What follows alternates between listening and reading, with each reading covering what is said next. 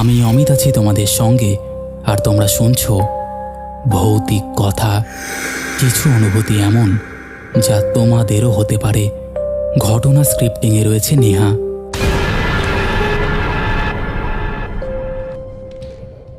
Welcome back. কেমন আছো বন্ধুরা? আশা করছি তোমরা ভালো আছো আর প্রত্যেকবারের ন্যায় শুনতে চলে এসেছো তোমাদের ভৌতিক কথা পরিবার বা তোমাদের ভৌতিক কথা পরিবারের অমিতদার বলা ঘটনা, যেটা তোমরা বারবার কমেন্ট করো। তো আজকে সেই কথা ভেবেই তোমাদের আমি 4টে ঘটনা শোনাবো, এবং 4টে ঘটনা কী নিয়ে সেটা আমি বলবো না, তবে একটা ঘটনা তোমরা থাম্বনেল দেখেই বুঝতে পেরে গেছো। যাই হোক, আজকের এপিসোডটা একদম জমজমাট হতে চলেছে, তোমাদের সকলের ভালো লাগবে। তোমরা লাইক কমেন্ট শেয়ার করে দিয়েছো জানি, তবে হ্যাঁ, সাবস্ক্রাইবটা বেশি করে নাও, কারণ আমাদের খুব তাড়াতাড়ি 1 লক্ষ পরিবার কমপ্লিট করতে হবে। চলো আর কথা না বাড়িয়ে এবার আমরা শুরু করে দিচ্ছি প্রথম ঘটনা। আজ যে ঘটনাটা আমি আপনাদের শোনাতে চলেছি সেটি আমাকে পাঠিয়েছেন একজন শ্রোতা। তিনি নিজের নাম প্রকাশ করতে চাননি, তাই তার এই মতামতকে শ্রদ্ধা জানিয়ে আমি তার নাম প্রকাশ করতে চাইছি না। উনি লিখেছেন, আমি নিজে না দেখলে কোনো দিন বিশ্বাস করতাম না।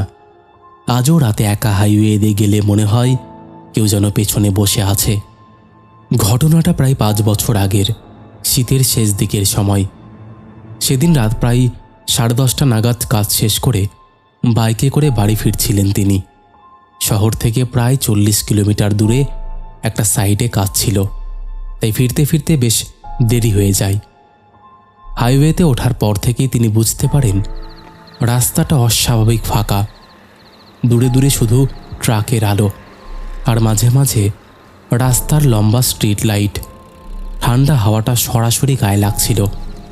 তিনি ধীরে ধীরে বাইকের স্পিড বাড়িয়ে দেন, কারণ যত তাড়াতাড়ি বাড়ি পৌঁছানো যায় ততই ভালো। প্রায় 20 মিনিট যাওয়ার পর তিনি দেখলেন সামনে রাস্তার বাঁ পাশে একজন লোক দাঁড়িয়ে আছে। প্রথমে তিনি হয়তো ভেবেছিলেন কোনো ট্রাক ড্রাইভার বা পথচারী, কিন্তু কাছে আসতেই লোকটা হাত তুলে ইশারা করল যেন লিফট চাইছে। তিনি একটু দ্বিধায় পড়ে গেলেন। রাত, ফাঁকা রাস্তা, অচেনা লোক, এই পরিস্থিতিতে থামাটা হয়তো ঠিক হবে না, বুঝতে পারছিলেন না। কিন্তু লোকটার চেহারার এমন একটা অসহায় ভাব ছিল যে শেষ পর্যন্ত তিনি বাইকটা স্লো করে থামালেন। লোকটার বয়স হবে ওই 40-45-এর মতন। গায়ে হালকা ময়লা, শার্ট প্যান্ট আর মুখে এক ধরনের ক্লান্ত ভাব। লোকটা খুব আস্তে গলায় বলল, দাদা, আমাকে একটু এগিয়ে দেবেন? অনেকক্ষণ ধরে দাঁড়িয়ে আছি দাদা, কোনো গাড়ি থামছে না। গলার আওয়াজটা অস্বাভাবিক ঠান্ডা আর ধীর ছিল।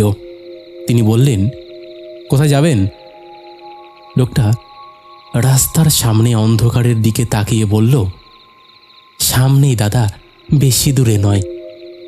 তিনি আর কিছু না ভেবে লোকটাকে উঠতে বললেন। লোকটা খুব ধীরে বাইকের পেছনে উঠে বসল। অদ্ভুত বিষয় হলো, লোকটা ওঠার সময় বাইকের ওপর কোনো বাড়তি ওজন তিনি টের পেলেন না, যেন কেউ বসেনি। তিনি প্রথমে ভাবলেন হয়তো তারই ভুল লাগছে। বাইক চালাতে শুরু করার পর তিনি কথা বলতে চাইলেন, কিন্তু লোকটা একদম চুপ।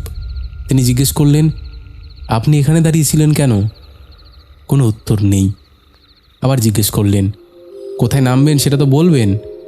তখন খুব আস্তে একটা কথা শুনতে পেলেন, আর একটু সামনে, যেখানে বলবো সেখানেই থামবেন। গলার আওয়াজটা যেন খুব কাছ থেকে আসছে, কিন্তু তবুও অদ্ভুতভাবে ফাঁকা ফাঁকা লাগছিল। বাইক চলছিল, কিন্তু তার মনে হচ্ছিল চারপাশের অন্ধকার যেন আরও ঘন হয়ে আসছে। রাস্তার স্ট্রিট লাইটের মাঝের ফাঁকা অংশগুলো অস্বাভাবিকভাবে দীর্ঘ মনে হচ্ছিল। হঠাৎ তার মনে হলো পেছনে বসা লোকটার হাত বা শরীরের কোনো নড়াচড়া নেই। সাধারণত কেউ বসলে একটু না একটু নড়াচড়া থাকে, কিন্তু এখানে একদম স্থির। প্রায় 3-4 কিলোমিটার যাওয়ার পর হঠাৎ লোকটা বলল, এখানেই থামান। তিনি ব্রেক করলেন। জায়গাটা একদম ফাঁকা। রাস্তার একপাশে গাছ আর একপাশে অন্ধকার মাঠ। কোনো বাড়ি নেই, দোকান নেই, আলো নেই। তিনি বললেন, এখানে? লোকটা বলল, হ্যাঁ এখানেই। তিনি বাইক থামিয়ে বললেন, আচ্ছা আচ্ছা ঠিক আছে, নামুন। কোনো উত্তর নেই। তিনি আবারও বললেন, এই যে এসে গেছেন তো? এবারও কোনো শব্দ নেই। তখন তার মনে একটু অস্বস্তি হলো। তিনি পেছনে তাকালেন, আর পেছনে তাকিয়েই তার বুকের ভেতরটা হিম হয়ে গেল। বাইকের পেছনে কেউ নেই, একেবারে খালি। তিনি প্রথমে বিশ্বাস করতে পারছিলেন না। ভাবলেন হয়তো নামার সময় টের পাননি। তাড়াতাড়ি বাইক থেকে নেমে চারপাশে তাকালেন। রাস্তাটা ফাঁকা, কোথাও কেউ নেই। তিনি রাস্তার দুপাশে খুঁজলেন, কয়েক কদম হাঁটলেন, কিন্তু লোকটার কোনো চিহ্ন নেই। হাওয়াটা যেন থেমে গিয়েছিল সেই সময়।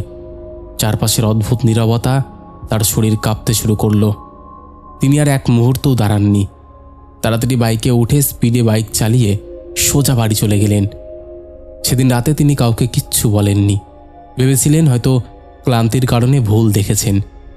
কিন্তু পরের দিন অফিস যাওয়ার সময় একই রাস্তায় একটা চায়ের দোকানে তিনি থামেন। দোকানটা হাইওয়ের ধারে পুরনো একটা টিনের ছাউনি দেওয়া। চা খেতে খেতে তিনি দোকানদারকে জিজ্ঞেস করলেন, দাদা, কাল রাতে ওই সামনে একটু দূরে একজন লোককে নামিয়ে দিয়েছিলাম, কিন্তু কি বলুন তো, পরে দেখি লোকটা নেই। ব্যাপারটা না ঠিক বুঝতে পারছি না। দোকানদার কিছুক্ষণ চুপ করে তার দিকে তাকিয়ে থাকলো। তারপর আস্তে করে বলল, আপনি কি রাত 10:30-11টার মধ্যে গিয়েছিলেন? তিনি বললেন, হ্যাঁ। দোকানদার দীর্ঘশ্বাস ফেলে বলল, হ্যাঁ, ওই জায়গাটা বিশেষ ভালো না বাবু। তার শরীর ঠান্ডা হয়ে গেল। তিনি জিজ্ঞেস করলেন, কেন? দোকানদার বলল, কয়েক বছর আগে ওই জায়গায় একটা ভয়ঙ্কর দুর্ঘটনা হয়েছিল। একজন লোক রাতের বেলা লিফট নিয়ে যাচ্ছিল। ট্রাকের ধাক্কায় ঘটনাস্থলে মারা যায়। তখন থেকেই মাঝে মাঝে লোকজন বলে রাতে নাকি একজন লিফট চাই। যাদের গাড়ি বা বাইকে ওঠে তাদের ঠিক ওই জায়গাতেই নামতে বলে। তারপর আর তাকে খুঁজে পাওয়া যায় না। তিনি চুপ করে শুনছিলেন। দোকানদার আবার বলল, সবাই কিন্তু দেখে না, কিন্তু যারা দেখে তারা দ্বিতীয়বার ওই রাস্তা দিয়ে একা যায় না। তার হাতের চায়ের কাপ কাঁপছিল, কারণ তিনি হঠাৎ একটা জিনিস মনে করলেন। গতরাতে লোকটা যখন বাইকে উঠেছিল তখন তিনি কোনো ওজন টের পাননি, আর পুরো রাস্তা জুড়ে লোকটা একবার নড়েনি। তিনি দোকানদারকে আর কিছু না বলে চুপচাপ চলে আসেন। কিন্তু ঘটনাটা এখানেই শেষ নয়। এরপর থেকে যখনই তিনি রাতে ওই রাস্তা দিয়ে যেতেন, একটা অদ্ভুত অনুভূতি হতো, যেন কেউ পেছনে বসে আছে। একদিন সাহস করে তিনি বাইক চালাতে চালাতেই পেছনের আয়নায় তাকালেন, আর সেই মুহূর্তে তার শরীরটা জমে গেল। আয়নায় 1 সেকেন্ডের জন্য তিনি দেখলেন তার পেছনে একজন বসে আছে। মুখটা ফ্যাকাশে, চোখ দুটো অস্বাভাবিক ফাঁকা। তিনি তৎক্ষণাৎ ব্রেক কষে পেছনে তাকালেন, কিন্তু বাইক খালি। সেদিনের পর থেকে তিনি আর কখনো রাতের পরে ওই রাস্তা দিয়ে একা যান না। আর আজও যখন শীতের রাতে ফাঁকা হাইওয়েতে কোথাও কেউ দাঁড়িয়ে হাত তোলে, তিনি বাইকের স্পিড চালিয়ে দেন, কারণ তিনি জানেন এরকম ঘটনা তার সঙ্গে আরেকবার ঘটলে তিনি হয়তো আর বাঁচতে পারবেন না। তো এই ছিল ঘটনা। যদি তোমার মনে হয় ঘটনাটা পড়ে শোনাবে, তাহলে অবশ্যই পড়ে শুনিও। অপেক্ষায় থাকব। বন্ধুরা, এই ছিল একটা হাইওয়েতে লিফট চাওয়ার ঘটনা বলতে পারো। এরকম লিফট চাওয়ার ঘটনা খুব ভয়ঙ্কর হয়। ভাবো তো, তুমি রাস্তা দিয়ে আসছো আর একজন তোমার কাছে শুনশান রাস্তায় লিফট চাইছে। তার পরনের যে জামা কাপড়গুলো আছে সেগুলোও খুব নোংরা। মানে তোমার আগেই তো খুব নেগেটিভ চিন্তাধারা মাথায় আসবে। তারপরে যদি দেখো নামানোর জায়গাতে যে হঠাৎ করে তোমার পেছনে কেউ নেই, কেমন ফিল হবে বলো তো? শুনলেই কেমন গা হাত পাটা কেঁপে ওঠে বলতে পারো। যাই হোক, এই ছিল ঘটনা। তোমাদের ভালো লেগেছে আমি জানি, কারণ আমি তো তোমাদের টেস্ট জানি। ওই জন্য এরকম ঘটনা আসলেই আমি তোমাদেরকে শুনিয়ে দিই। তো আর একদম কথা বাড়াবো না। তোমরাও যদি এমন ঘটনা শেয়ার করতে চাও তাহলে অবশ্যই আমাদের সাথে কন্ট্যাক্ট করতে পারো। কন্ট্যাক্ট করে ঘটনাগুলো শেয়ার করে আমাদের পরিবারের মাঝে ছড়িয়ে দিতে পারো, যাতে এত লোক যারা আমাদের এই পরিবারের ঘটনা শোনে তারা যেন আরও বেশি করে ঘটনা শোনার জন্য আগ্রহী হয়, আর সবাইকে শোনার সুযোগ করে দাও। যাই হোক, আশা করছি তোমরা পাঠিয়ে দেবে।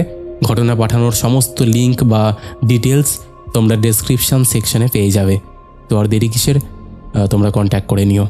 চলো এবার আমরা শুরু করে দেই পরের ঘটনা। হ্যালো দাদা, আবারও চলে এলাম আর একটা সত্যি ঘটনা নিয়ে।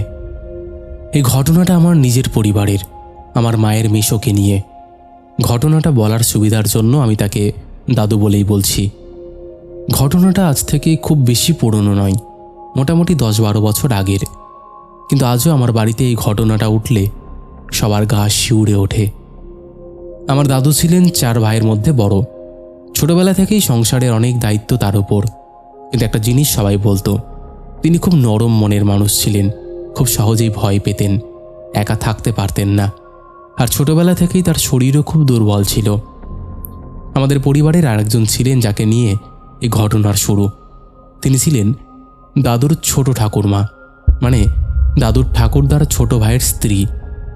কিন্তু সম্পর্কের হিসেবে তিনি যতটা দূরের, বাস্তবে ততটাই কাছের ছিলেন। ছোটবেলা থেকে দাদুকে নিজের ছেলের মতন মানুষ করেছিলেন তিনি।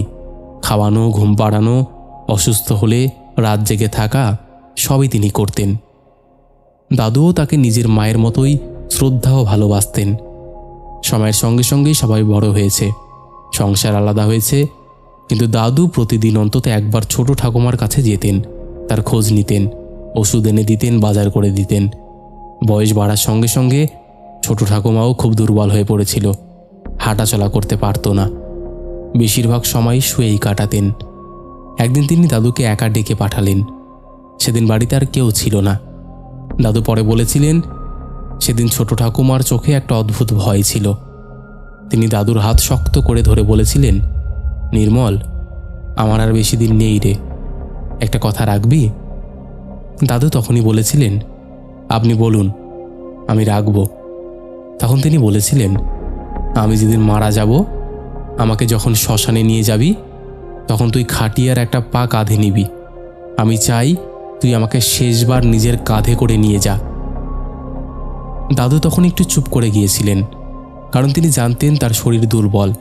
কিন্তু ছোট ঠাকুমার চোখের দিকে তাকিয়ে তিনি না বলতে পারেননি, তিনি কথা দিয়েছিলেন। সে ঘটনার 3 দিন পরেই ছোট ঠাকুরমা মারা যান।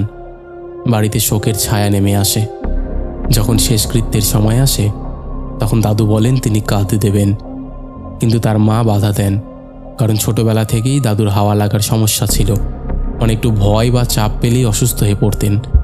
সবাই থেকে বোঝায়, কিন্তু দাদু বলেন, আমি কথা দিয়েছি, আমি কাঁধ দেবই। শেষ পর্যন্ত তিনি খাটিয়ার একটা পা নিজের কাঁধে তুলে নেন।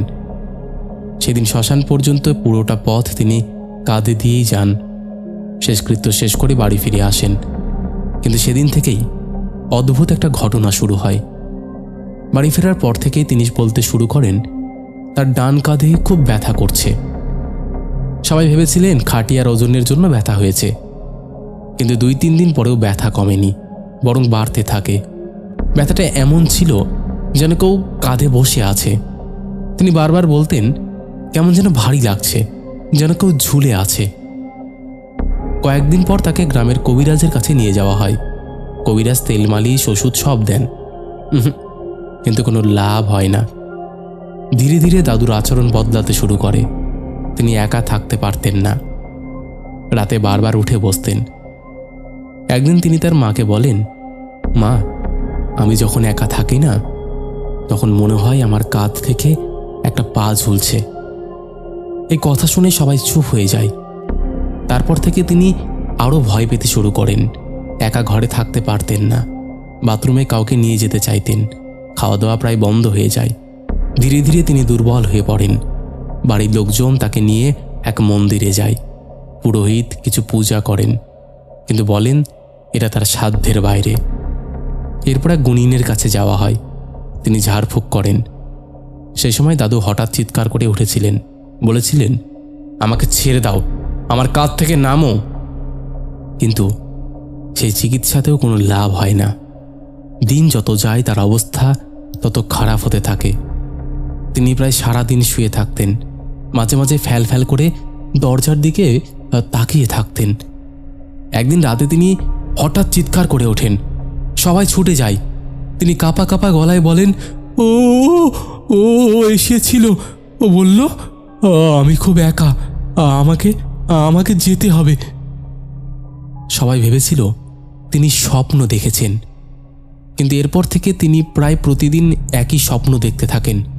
স্বপ্নে ছোট ঠাকুরমা এসে বলেন, নির্মল, এখানে খুব অন্ধকার রে, আমি একা আছি, তুই আমার কাছে চলে আয়। ছোট ঠাকুমার শ্রাদ্ধের দিন যত এগিয়ে আসছিল, দাদুর অবস্থা তত খারাপ হচ্ছিল। তিনি খাওয়া দাওয়া ছেড়ে দেন, কারোর সঙ্গে কথা বলতেন না, শুধু মাঝে মাঝে বলতেন, আমাকে ডাকছে, আমাকে ডাকছে। শ্রাদ্ধের কয়েকদিন আগে তিনি একেবারে বিছানায় পড়ে যান। শ্রাদ্ধের দিন বাড়িতে আত্মীয় স্বজন আসে, কোনোভাবে তাকে বসিয়ে খাওয়ানো হয়। খাওয়া শেষ করে তিনি বলেন, আমি না একটু বাথরুমে যাচ্ছি। অনেকক্ষণ হয়ে যায়, তিনি বের হন না। প্রথমে সবাই ভাবে হয়তো সময় লাগছে, কিন্তু আধ ঘন্টা পার হয়ে গেলে দরজায় ধাক্কা দেওয়া হয়। ভেতর থেকে কোনো উত্তর আসে না। দরজা ভেঙে যখন ভেতরে ঢোকা হয়, তখন দেখা যায় দাদু মেঝেতে পড়ে আছে, তিনি মারা গেছেন। কিন্তু সবচেয়ে ভয়ঙ্কর ছিল তার মুখের অভিব্যক্তি। তার চোখ বড় বড় করে খোলা, মুখ বিকৃত, যেন মৃত্যুর আগে তিনি ভয়ঙ্কর কিছু দেখেছিলেন। পরে গ্রামের বয়স্করা বলেছিলেন, যাকে খুব ভালোবাসা হয় সে যদি মৃত্যুর পর একা হয়ে যায়, সে তাকে নিজের কাছে টেনে নেয়। আজও আমরা জানি না এটা অসুখ ছিল না ভয়, না সত্যিই কোনো অদৃশ্য টান। কিন্তু একটা জিনিস সবাই মানে, ছোট ঠাকুমা তাকে খুব ভালোবাসতেন। হয়তো সেই ভালোবাসাই একসময় হয়ে উঠেছিল তার মৃত্যুর ডাক। দাদা, সত্যি কথা বলতে এই ঘটনাটা আমাদের কাছে খুব বেদনাদায়ক। এই ঘটনাটা আমার ঠাকুমা দাদু দুজনকে কেড়ে নিল, কিন্তু কিছু করার নেই। ঠাকুমা দাদুকে এতই ভালোবাসতেন যে তাকে তার কাছে নিয়ে গেল। আমরা তো এটা শুনে আসি যে কেউ যদি কাউকে খুব ভালোবাসে, তাহলে তাকে নাকি এটা টেনে নিয়ে যাওয়ার চান্স থাকে। যাই হোক, এই ছিল ঘটনা।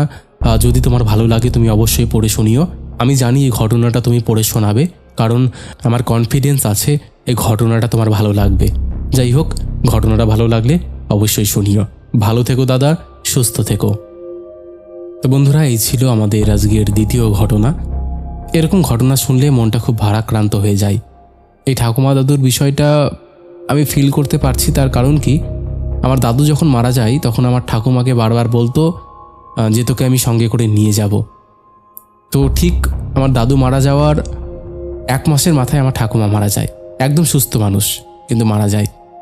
আমি জানি না এটা সত্য মিথ্যে, অ্যাকচুয়াল কি হয় বলতে পারবো না, বাট এই ঘটনাটা পড়ার সময় আমার নিজের ঠাকুমা দাদুর কথা মনে পড়ে গেল, যে ঠিক এরকমটাই হয়েছিল আমার ঠাকুমা দাদুর সঙ্গেও। যাই হোক, আশা করছি এই ঘটনাটাও তোমাদের ভালো লাগবে।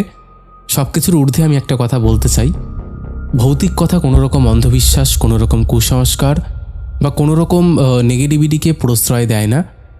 ভৌতিক কথার কাজ শুধুমাত্র মানুষের জীবনে ঘটে যাওয়া ঘটনা সবার সামনে তুলে ধরা, নচে তার কোনো উদ্দেশ্য নেই। তাই তোমরা যারা এগুলোকে বিশ্বাসযোগ্য বলে মনে হচ্ছে না, তোমাদের যাদের মনে হচ্ছে না, তারা এগুলোকে এন্টারটেনমেন্টের জন্যই নিয়ে নাও, ঠিক আছে? চলো, তো আর কথা না বাড়িয়ে পরের ঘটনায় চলে যাচ্ছি। অমিতদা, আমি সৈকত। আজকে আমি তোমাকে একটা খুব বলতে পারো ভয়ের ঘটনা শোনাবো। কিন্তু এই ঘটনাটা যখন শুরু হয়েছিল না, তখন খুব সাধারণভাবেই শুরু হয়েছিল। সেই রাতটা অন্য দিনের মতন ছিল না, যদিও শুরুটা একেবারে সাধারণই ছিল। অফিস থেকে ফিরতে একটু আমার সেদিন দেরি হয়ে গিয়েছিল। শেষ লোকাল ট্রেন ধরেই বাড়ি ফিরছিলাম। ট্রেন প্রায় ফাঁকাই ছিল, মাঝে মাঝে 2-1টা যাত্রী উঠছিল আর নামছিল। শীতের শেষ দিকের রাত, বাতাসে কুয়াশার হালকা পরত, জানলার বাইরে সব কিছু অস্পষ্ট দেখাচ্ছিল। ট্রেনের ভেতরে টিউবলাইটের সাদা আলো মাঝে মাঝে ঝিকমিক করছিল। আমি মাঝামাঝি সিটে বসেছিলাম, কিন্তু স্টেশন যাওয়ার পর কামরাটা প্রায় খালি হয়ে গেল। শেষের দিকের স্টেশনগুলোতে এমনিতেই ভিড় থাকে না। আমার সামনে তখন আর মাত্র 3 জন ছিল, একজন বৃদ্ধ, একজন কলেজ পড়ুয়া ছেলে আর একজন মাঝবয়সী মানুষ। এক এক করে সবাই নেমে গেল। ট্রেন তখন প্রায় ফাঁকা। আমি ভাবলাম শেষ স্টেশন পর্যন্ত যাই, কারণ সেখান থেকেই অটো পাওয়া যায় সহজে। ট্রেন এগিয়ে চলছিল। হুইসেলের শব্দ আর লাইনের ওপর লোহার চাকার ঘর্ষণের আওয়াজ ছাড়া আর কিছুই ছিল না। কিছুক্ষণ পরে হঠাৎ মনে হলো কামরাটার ভেতরে যেন কেউ হাঁটছে। আমি মাথা তুলে চারপাশে তাকালাম, কাউকে দেখা গেল না। ভাবলাম হয়তো পাশের কামরা থেকে আওয়াজটা আসছে। আবার বসে পড়লাম, কিন্তু কয়েক মিনিট পর আবার সেই শব্দ। এবার স্পষ্ট পায়ের আওয়াজ, ধীরে ধীরে পেছনের দিক থেকেই সামনে আসছে। আমি উঠে দাঁড়ালাম, পেছনের দিকে তাকালাম। তখনই দেখলাম কামরার একদম শেষের সিটে একজন বসে আছে, মাথাটা নিচু করে, যেন ঘুমিয়ে পড়েছে। আমি অবাক হয়ে গেলাম, কারণ কিছুক্ষণ আগেই তো পুরো কামরাটা খালি হয়ে গিয়েছিল। আমি নিজেই চোখে দেখেছি সবাই নেমে গেছে। লোকটা কখন উঠলো বুঝতেই পারিনি। প্রথমে ব্যাপারটা নিয়ে তেমন কিছু ভাবলাম না। রাতের ট্রেনে এমনটা হয়, কেউ চুপচাপ উঠে বসে থাকে। কিন্তু অদ্ভুত লাগছিল একটা বিষয় বা একটা জিনিস, লোকটা না একদম নড়ছে না। ট্রেনটা কয়েকটা স্টেশন পার হয়ে গেল, তবুও সে একইভাবেই বসে আছে, মাথাটা নিচু, হাত দুটো হাঁটুর উপরে। আলো তার মুখে পড়ছিল না, মনে হচ্ছিল ছায়ার মধ্যে যেন বসে আছে। আমার ভেতরে না একটা অস্বস্তি কাজ করতে লাগলো। ভাবলাম লোকটা অসুস্থ নাকি। শেষ স্টেশন আসতে আর দেরি নেই, যদি ঘুমিয়ে পড়ে থাকে তাহলে নামতে পারবে না। আর ধীরে ধীরে তার দিকে এগোতে লাগলাম। পুরো কামরাটায় তখন শুধু ট্রেনের শব্দ আর আমার পায়ের আওয়াজ। যতই কাছে যাচ্ছিলাম ততই একটা ঠান্ডা অনুভূতি হচ্ছিল, যেন কামরার ওই অংশটা অন্যরকম ঠান্ডা। আমি তার সামনে দাঁড়ালাম, বললাম, দাদা, শেষ স্টেশন চলে এসেছে, নামবেন না? কোনো উত্তর নেই, লোকটা একইভাবে বসে আছে। আমি একটু ঝুঁকে তার কাঁধে হাত দিতে গেলাম, হাতটা সিটে পড়ল। আমি তো চমকে উঠলাম। হ্যাঁ, সিটটা খালি, পুরোপুরি খালি, সামনে পেছনে কোথাও কেউ নেই। আমি এক মুহূর্তের জন্য স্থির হয়ে গেলাম। কয়েক সেকেন্ড আগে আমি নিজের চোখে দেখেছি সেখানে একজন বসেছিল। আমি চারপাশে তাকালাম, পুরো কামরা ফাঁকা। ট্রেন তখন শেষ স্টেশনে ঢুকে পড়েছে, দরজা খুলে গেছে, কিন্তু আমার পা যেন নড়ছিল না। মাথার ভেতরে এক অদ্ভুত চাপ, মনে হচ্ছিল কিছু একটা ঠিক নেই। কোনো রকমে নেমে প্ল্যাটফর্মে দাঁড়ালাম, বুক ধরপড় করছিল। বাড়ি ফিরে সেদিন আর কিচ্ছু ভাবিনি। নিজেকে বোঝালাম, হয়তো আলো ছায়ার ভুল, হয়তো ক্লান্তির জন্য চোখে ভুল দেখেছে। কিন্তু পরের দিন সকালে চায়ের দোকানে বসে আমি একটা কথা শুনে হকচকিয়ে উঠলাম। বলতে পারো আমি স্থির হয়ে গেলাম। আমি শুনলাম ওই লোকটা যেই সিটে বসেছিল ঠিক সেই সিট নাম্বার থেকে আগের রাতে সেই লোকটা ওখান থেকে পড়ে ট্রেনে অ্যাক্সিডেন্ট বা ট্রেনে কাটা পড়ে মারা গেছে। এটা শুনে তো আমার শির দাঁড়া দিয়ে একটা স্রোত খেলে গেল। যাই হোক, আমি আর এটা নিয়ে অত ভাবিনি। তবে ঘটনাটা এখানেই শেষ নয়। কয়েকদিন পর আবার অফিস থেকে ফিরতে দেরি হয়ে গেল। বাধ্য হয়েই একই ট্রেন ধরতে হলো। সেদিন ভিড় একটু বেশিই ছিল। আমি মাঝের কামরাটায় উঠলাম, ভাবলাম আর কোনো সমস্যা হবে না। ট্রেন ধীরে ধীরে ফাঁকা হতে লাগলো। আমার স্টেশনের আগে যখন 2টা স্টেশন বাকি, তখন হঠাৎ পাশের কামরা থেকে একটা চিৎকার শোনা গেল। সবাই চমকে উঠল। ট্রেন থামার পর জানা গেল একজন যাত্রী বলছেন তিনি দেখেছেন শেষের সিটে একজন বসেছিল, কিন্তু কাছে যেতেই সিট খালি।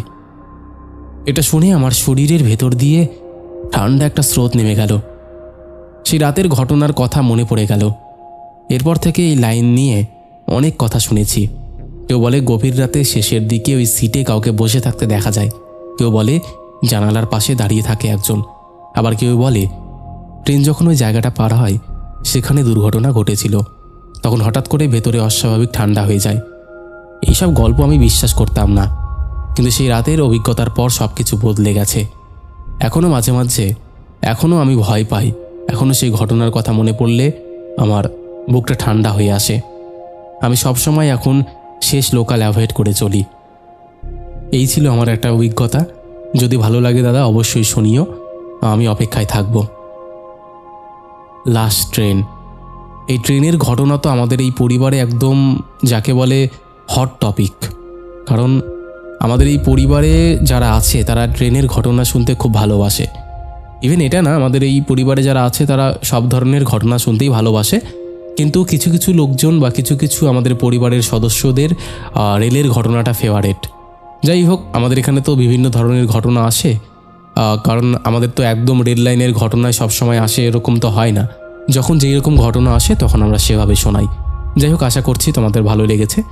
কেমন লেগেছে তোমরা অবশ্যই জানিও। চলো আর কথা না বাড়িয়ে আমরা আবার শুরু করে দিচ্ছি পরের ঘটনা। ঘটনাটা প্রায় 8 বছর আগের। তখন আমি চাকরির কারণে পরিবার নিয়ে শহরের একটু নিরিবিলি এলাকায় বাড়ি ভাড়া খুঁজছিলাম। অনেক খোঁজাখুঁজির পর একটা পুরনো দোতলা বাড়ির ওপরের তলাটা ভাড়া পেলাম। বাড়িটা খুব বড় নয়, কিন্তু খোলামেলা, চারপাশের গাছপালা, আর ভাড়াও আমাদের সামর্থ্যের মধ্যে ছিল। বাড়িওয়ালা নিচতলায় একাই থাকতেন, শান্ত স্বভাবের মানুষ।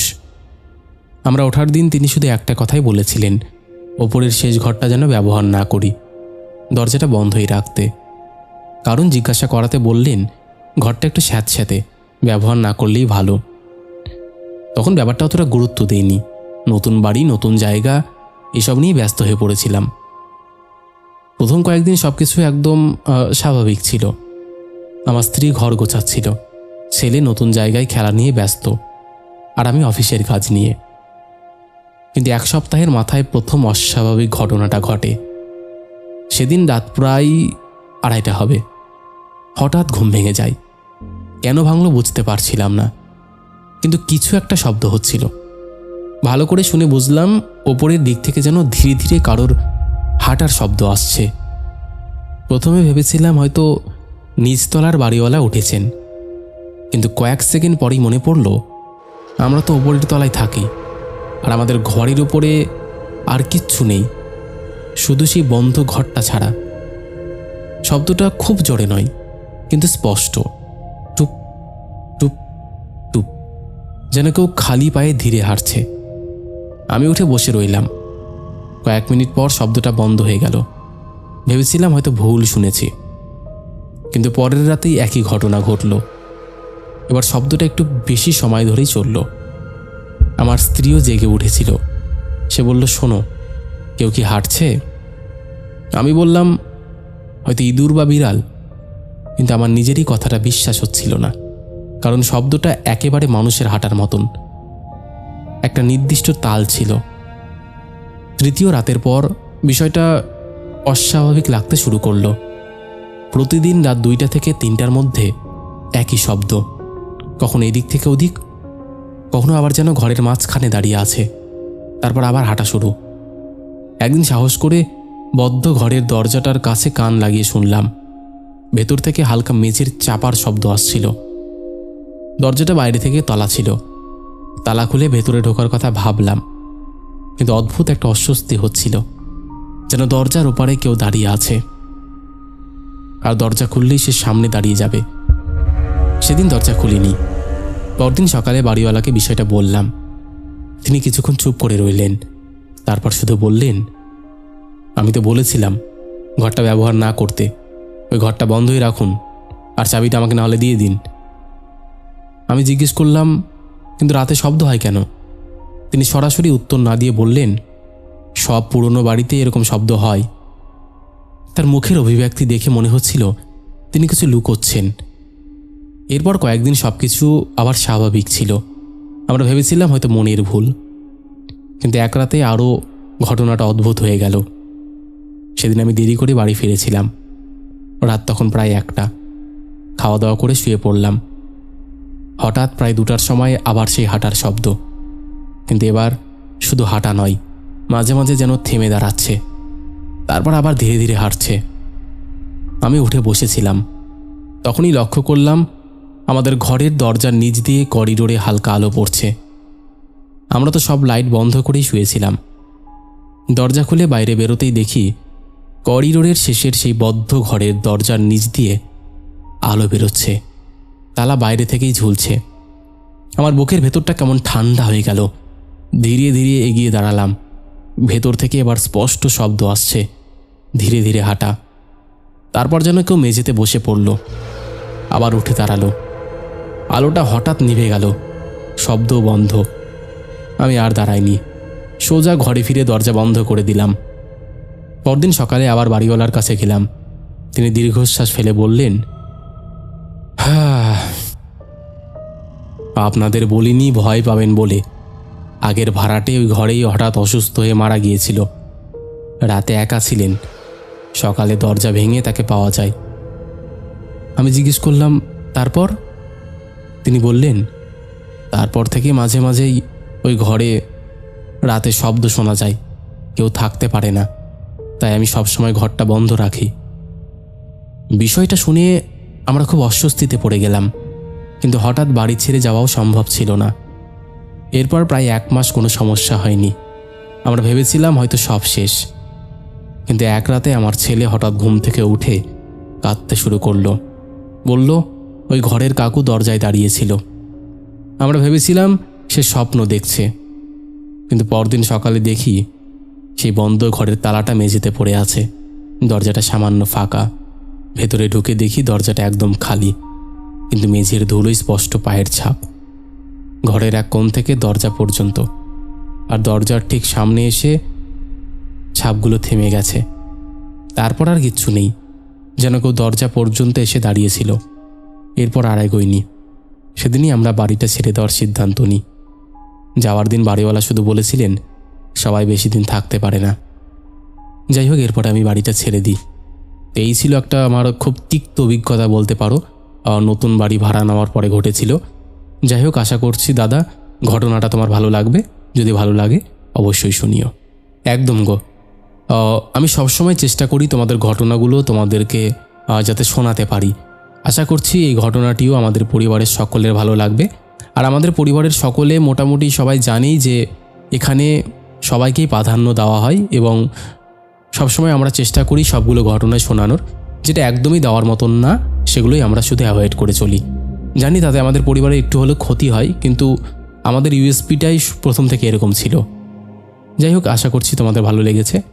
অবশ্যই তোমরা লাইক, কমেন্ট, শেয়ার করে দিও। বেশি বেশি করে সাবস্ক্রাইব করো, যাতে আমরা খুব তাড়াতাড়ি 1 লক্ষতে পৌঁছতে পারি। 1 লক্ষ পৌঁছতে পারলেই আমাদের একটা অ্যাচিভমেন্ট কমপ্লিট হয়ে যাবে। তাই অনেকেই আছো যারা ঘটনা শোনো কিন্তু সাবস্ক্রাইব করোনি, তারা বেশি বেশি করে সাবস্ক্রাইব করে দাও। চলো এবার আমরা শুরু করে দিচ্ছি শাউট আউট পর্ব। শেষের এপিসোডে ফার্স্ট কমেন্ট করেছে সিনের সুবীর, সেকেন্ড কমেন্ট করেছে চুমকি ঘোষ, থার্ড কমেন্ট করেছে প্রশান্ত মোদক। 3 জনেই লাভ লাভ রিয়াক্ট দিয়েছে। তারপরে কমেন্ট করেছে Mithu Dutta, Robin Samanta, only funny, Sangeeta Majumdar, Souvik Mondal, Sudip, Antim sad moment, SK Ariful Hossain, Subho Das, Anjali Mondal, Muslima Khatun লিখেছে হাই দাদা, অনেকদিন পর কমেন্ট করলাম একদম। তারপরে কমেন্ট করেছে রনিশ হাসমাল, লিখেছে দাদা নতুন জয়েন হয়েছি, আপনার গল্পগুলো বেশ ভালো লাগে, থ্যাংক ইউ। তারপরে কমেন্ট করেছে তন্নি হালদার, দাদা আগামী 21শে ফেব্রুয়ারি অর্থাৎ শনিবার আমার ছোট ভাইজির জন্মদিন, যার নাম রাই। তুমি যদি তোমার মতন করে ওকে একবার উইশ করে দাও খুশি হবে। শুভ জন্মদিন রাই। আশা করছি তুমি এই দিনটা খুব ভালো করে কাটাবে আর বেশি বেশি করে তোমরা মজা করো, আর আমার আশীর্বাদ রইল তোমার জন্য। তোমরাও সবাই একবার ওকে উইশ করে দিও। তারপরে কমেন্ট করেছে রবিন সামন্ত, সম্রাট ঘোষ, পাপড়ি দোলা, বিকাশ পাল, অঞ্জলি মণ্ডল, সুমন্ত দাস লিখেছে স্বর্ণাভ নামটা একটু বলো, ও নামটা বললে খুব মজা পাই। হ্যালো স্বর্ণাভ। তারপরে কমেন্ট করেছে কার্তিক সাহা, রাজ মণ্ডল লিখেছে আমার নাম নাসরিনা, নামটা একবার বলো। হ্যালো নাসরিনা। তারপরে কমেন্ট করেছে সমীর মণ্ডল, মধুমিতা মণ্ডল, বিনয় বিশ্বাস, কবিতা সরকার, শ্রাবন্তী বর, অসীম দাস, দেবরাজ পাজা, বৈষ্ণবী দেবী দাসী লিখেছে হাই অমিত, কেমন আছো? আমি ভৌতিক কথা পরিবারের অনেক বছরের পুরনো শ্রোতা। বাবা, অনেক দিন পর কমেন্ট দেখলাম গো। হ্যাঁ মনে আছে, সেই প্রথমের দিকে কমেন্ট করতে, তাই তো? একদম প্রপার মনে আছে আমার। Thank you. এভাবে কমেন্ট করবে তাহলে না ভালো লাগে। যাই হোক, তারপরে আরও কমেন্ট করেছে শান্তনু মিস্ত্রি, বিশ্বজিৎ বিশ্বাস, গীতা গোস্বামী, মধুমিতা মণ্ডল, ববিতা অধিকারী লিখেছে আমরা খুব তাড়াতাড়ি 800 এপিসোডে পৌঁছে যাব দাদা, অনেক দিন পর কমেন্ট করলাম, গুড নাইট। হ্যাঁ দেখতে দেখতে চলে আসবে গো। যাই হোক, এইরকম অসংখ্য প্রিয় মানুষেরা আমাদের শেষের এপিসোডে কমেন্ট করেছে, যাদের কমেন্ট আমি আর চাইলেও পড়তে পারছি না। তো আজকের মতন এখানেই শেষ করছি, আবার দেখা হবে নতুন কোনো ঘটনা নিয়ে।